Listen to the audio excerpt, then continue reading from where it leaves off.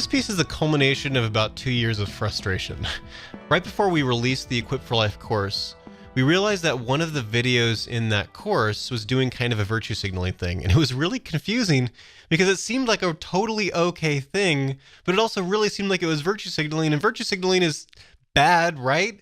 And it just got so confusing, we couldn't figure out a way to break down what was going on there until finally, like a year and a half later, my thoughts crystallized a little bit clearer, and this blog post came out of it. It's called On Virtue Signaling. I regularly hear people complain about virtue signaling, but I haven't yet found a balanced attempt to clarify what it is and what it isn't. Mostly, I've noticed that people are quick to accuse people outside of their own political tribes of doing it. Without any definitions, how is a fair-minded person to distinguish between appropriate critiques and partisan smears? Another problem is that I've long felt that some virtue signaling is not actually morally objectionable, but I never see people make distinctions to allow for that. It's just an accusation, and an inherently irrefutable one at that. I'd like to offer some distinctions between types of virtue signaling with the hope that people will be able to distinguish the objectionable types from the acceptable types. I'll close with suggestions about how and when to accuse someone of virtue signaling, all with the desired end of helping dialogue to be more productive between parties that disagree. What is virtue signaling? Virtue signaling is always referred to in a negative way, but given that the term itself is etymologically neutral, my recommended definition is intentionally neutral in order to minimize confusion. Here's how I would define virtue signal. To give an indication that you have a particular virtue, usually though not necessarily through a statement. Note that this baseline definition of virtue signaling does not make any statement about intent, which means you can virtue signal even without intending to and without being aware of it. Virtue signaling must then break down into two categories, intentional and unintentional. The unintentional virtue signal would be when someone indicates that they have a virtue, but not because they are trying to do so. Their mind is just somewhere else when they give the indication of their virtue. For instance, when someone posts on social media about her own Bible reading or devotional time, that signals that she is virtuous because she is spiritual, has good discipline, takes her faith seriously, etc. Plausibly, when some people make such posts, they are doing it because they want their friends to think they have virtue, which would be a case of intentional virtue signaling. But I don't think it's unreasonably optimistic to think that sometimes when people make such posts, they are doing it because they think it'll be encouraging to friends who read it, and are genuinely not doing it to score points with anyone. Such cases are unintentional virtue signaling. Intentional virtue signaling has two subcategories, selfless and selfish. The previous example of intentional virtue signaling is selfish. The reason the person intentionally signals her own virtue is for the sake of making other people think well of her, and having her friends think well of her is no help to her friends. But there are times in a dialogue where it is very much in the interest of the other person for one to signal their own virtue. Selfless, intentional virtue signaling. For instance, when a pro-choice person says she is pro-choice because she is deeply concerned about women in poverty, the wise pro-life advocate will honestly affirm that concern before offering his counterargument. If he doesn't, then that will unintentionally, but understandably, signal something inaccurate to the pro-choice person, that he doesn't even care about women in poverty.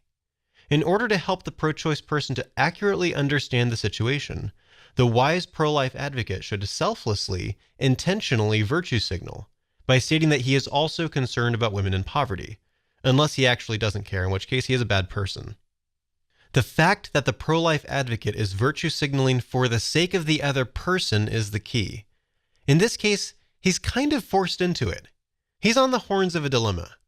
Either he intentionally virtue signals, or the pro-choice person will interpret the absence of the virtue signal as a lack of the virtue itself. The intentional virtue signal is sometimes necessary in order to communicate clearly. Some kind of allowance for morally appropriate virtue signaling must be granted. If the way we are going to think about virtue signaling is that it is always reprehensible and must be avoided, then it becomes very difficult to speak. Almost anything can be interpreted as a virtue signal. And once you start thinking about virtue signaling, you become remarkably self-conscious about it. Don't even get me started about how uncomfortable it is to write this article because of all of the ways it could be perceived as virtue signaling. These distinctions result in three types of virtue signaling, though I'm sure there are more appropriate distinctions that could be made, all of which should be viewed differently. The first is unintentional virtue signaling, which is not morally objectionable. An exception could be made for someone that is being willfully naive, or who in some other way ought to know better. If you and your friends post Bible verses on Facebook all the time to encourage each other, and you tell me that you aren't intentionally choosing verses to make you seem deep or spiritual, I'll believe you and I won't judge you. On the other hand, if someone is told by multiple close friends that the way they behave on social media comes across like they are really intentionally managing their own image and they don't change, then they are culpable, even if somehow they aren't virtue signaling on purpose. This example should also show that unintentional virtue signaling, even if not objectionable on a moral level, can still be foolish or socially awkward. The second is selfish, intentional virtue signaling, which is morally objectionable, and is probably what most people mean when they accuse each other of virtue signaling. The third is selfless, intentional virtue signaling, which is not morally objectionable, and is sometimes even necessary for clear communication. When should we accuse people? You should never accuse someone else of virtue signaling, ever. The problem is that distinguishing the morally objectionable virtue signaling from the morally innocuous virtue signaling is only possible for yourself. The distinctions are based on the completely internal factors of whether you're conscious of the virtue signal or not, and whether your intention was for your own sake or for someone else's. You can know if you virtue signal in a bad way, but whether or not anyone else does is completely unknowable to you. If you have a close friendship with someone that you suspect of virtue signaling, then it might be an act of good friendship to graciously ask them if they have a problem, not accuse them. The same would be true of accusing someone of being prideful. There is nothing to gain from dismissing one of your friends by declaring them to be prideful. Sure, we all have people that we think are prideful, and sometimes we're right because we have good evidence for our beliefs. But that doesn't make it the type of accusation that is appropriate in any context other than close friendship. If you're a conservative, and your leftist friend regularly posts with the hashtag Black Lives Matter, it is wrong to make assumptions about your friend's heart. Maybe he is posting it because he wants his friends to think he is woke and anti-racist, or maybe he's posting it because he is genuinely trying to encourage his black friends and speaking what he believes to be the truth. It might be intentionally self-serving on his part, and it might not be. And the more you can discipline your mind to assume the best of him, the more virtuous you will be. If you're a leftist, and your conservative friend regularly posts about his support for the military, it is wrong to make assumptions about your friend's heart. Maybe he is making those posts because he wants his friends to think he is a good person because he is patriotic.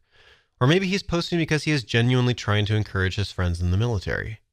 It might be intentionally self-serving on his part, and it might not be. And the more you can discipline your mind to assume the best of him, the more virtuous you will be. On the other hand, we should all try to judge ourselves very harshly when we think about our own motivations. This is particularly a problem on social media because it is such a natural setting to be focused on one's image. When you make a Facebook post or send a tweet, ask yourself if you're doing it to help people or to make them think you're awesome. Plausibly, it'll often be both.